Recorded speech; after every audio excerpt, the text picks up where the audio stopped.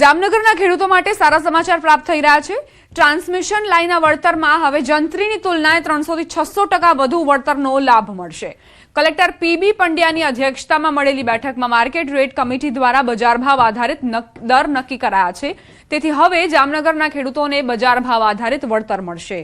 જામનગર જિલ્લાના અસરગ્રસ્ત ખેડૂતોને પણ આ નવી વળતર નીતિનો સીધો લાભ મળે તે હેતુથી લાલપુર તાલુકાના કાનવિરડી ગામના અલગ અલગ સર્વે નંબરો માટે માર્કેટ રેટ કમિટીની કલેક્ટર કચેરી ખાતે બેઠક યોજવામાં આવી હતી। બેઠકમાં સરકારના વેલ્યુઅર, ખેડૂતના વેલ્યુઅર અને ટ્રાન્સમિશન સર્વિસ પ્રોવાઇડરના વેલ્યુઅર દ્વારા રજૂ કરાયેલા વેલ્યુએશનમાંથી લોટરી સિસ્ટમ દ્વારા ખેડૂત તથા કંપનીના વેલ્યુઅર મારફત નક્કી થયેલા દરને ધ્યાને લઈને જમીનની યોગ્ય બજાર કિંમત આખરી કરવામાં આવી। આ નવી પારદર્શક પદ્ધતિના અમલથી ખેડૂતોને અગાઉની જંત્રી આધારિત જોગવાઈઓ કરતા અંદાજે 300 થી 600 ગણું વધુ વળતર પ્રાપ્ત થશે। તેથી હવે કાનવિરડીના ખાતેદારને 4.37 લાખના બદલે 24.33 લાખની માતબર વળતર ચૂકવવામાં આવશે। હવે પછી ટ્રાન્સમિશન કંપની દ્વારા જે ટાવર જે તે ખેડૂતના ખેતરમાં આવે છે તેની બંને બાજુ 1 મીટર વધારી અને એનો એરિયા ગણવામાં આવશે અને આ જે માર્કેટ રેટ નક્કી થયેલો છે તેની ડબલ કિંમત કરી અને તે મુજબ એનું વળતર ચૂકવવામાં આવશે।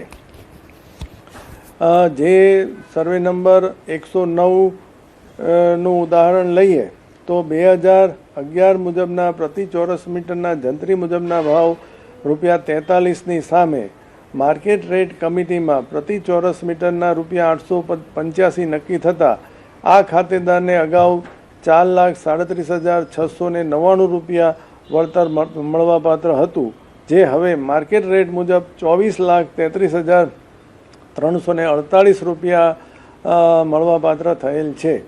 આથી જામનગર જિલ્લાના તમામ ખેડૂત ભાઈઓ કે જેમના ખેતરમાં ટ્રાન્સમિશન લાઇનના ટાવર અને વાયર આવે છે તેમને હું અપીલ કરું છું કે સરકારશ્રીના આ પરિપત્ર મુજબ માર્કેટ રેટ નક્કી કરવાની કાર્યવાહીમાં સૌ સહકાર આપે અને સૌનું મૂલ્યાંકન કરી અને સારામાં સારું વળતર મળે તે અંગેની કામગીરી જિલ્લા વહીવટીતંત્ર દ્વારા કરવામાં આવશે। બોટાદ ખસ રોડ શંકરપરા વિસ્તારમાં આવેલ સ્વામિનારાયણ મંદિરમાં ચોરીની ઘટના સામે આવી। અંદાજે 3 થી 4 બુકાનીધારી ચોરોએ મંદિરમાં હાથફેરો કર્યો। મંદિરની દિવાલને અડી દારૂનો અડ્ડો ચાલી રહ્યો હોવાનો મંદિરના સ્વામી દ્વારા આરોપ મુકાયો હતો। મંદિરની આસપાસ અનેક દારૂની બોટલો અને આવારા તત્વોનો પણ ત્રાસ છે।